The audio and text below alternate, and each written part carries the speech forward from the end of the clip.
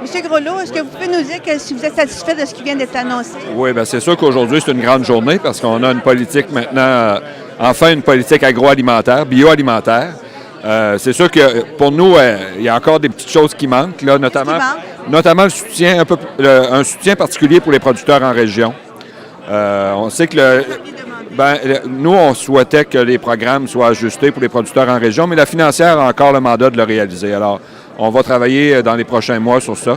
L'ouverture du territoire, dans les règlements qui ont été déposés par Mme Melançon, il y a une légère ouverture au territoire, mais nous, on va suggérer une ouverture supplémentaire.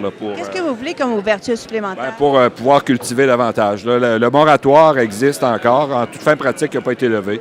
Vous parlez du moratoire sur la production porcine? Non. Le moratoire sur les superficies en culture. Comme vous l'avez mentionné lors de votre question, il y a beaucoup de chiffres qui ont été évoqués sur plusieurs soutiens à plusieurs aspects de la politique. Bon, moi, je ne m'arrêterai pas à ça aujourd'hui. Nous, ça faisait longtemps qu'on demandait une politique agroalimentaire qui impliquait l'ensemble des ministères du gouvernement touchés par le secteur agricole ou de la transformation alimentaire et de la santé. Donc ça, c'est une bonne nouvelle. On a cette politique-là.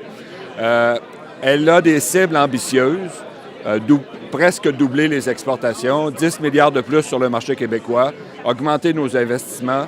Ça, c'est intéressant. Maintenant, sur la capacité d'atteindre ces cibles-là, il y a un enjeu pour nous qui est important, c'est celui de la gestion des risques en agriculture. Pour l'instant, les programmes de gestion des risques n'ont pas été modifiés. La financière a eu un mandat en ce sens-là, mais ce n'est pas encore réalisé. Donc, ça, c'est un point qui reste à réaliser. Et l'autre chose, c'est la levée du moratoire sur les superficies en culture au Québec. Il y a une légère ouverture dans les règlements que Mme Melançon a déposés, mais à notre avis, ce n'est pas suffisant pour atteindre les objectifs de cette politique-là. Est-ce que ça vous satisfait? Parce qu'on voit où est-ce qu'ils veulent aller. Là. Oui, parce que sur la nécessité de répondre aux attentes des consommateurs, c'est incontournable. Sur la nécessité d'avoir des meilleures pratiques agro-environnementales, c'est incontournable. Sur l'obligation de répondre à toutes les questions du bien-être animal, c'est incontournable. Donc, nous, on était là déjà. Maintenant, le soutien pour arriver à rencontrer ces obligations-là ou ces attentes-là des consommateurs, on va voir. Sur 5 ans, selon moi, ça ne sera pas suffisant, mais au moins, on a lancé les travaux. Alors, est-ce qu'il y a des oubliés dans cette politique-là? Bien, les oubliés, je pense que c'est plus est-ce qu'il y en a assez dans chaque volet qu'on a voulu adresser dans la politique? Je dirais sans doute non. Sans doute non.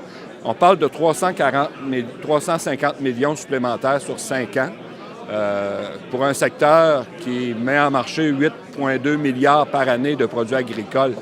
Je parle de revenus de la ferme. C'est somme toute des investissements. C'est mieux que l'an dernier, mais c'est somme toute des investissements mineurs ou relativement mineurs par rapport à d'autres secteurs d'activité. Donc, c'est sûr qu'on va continuer de travailler pour que cette politique-là soit bonifiée davantage, soit mieux appuyée, mais déjà d'avoir une politique soutenue par le premier ministre et l'ensemble des ministres qu'il y a ici, c'est une bonne nouvelle pour nous.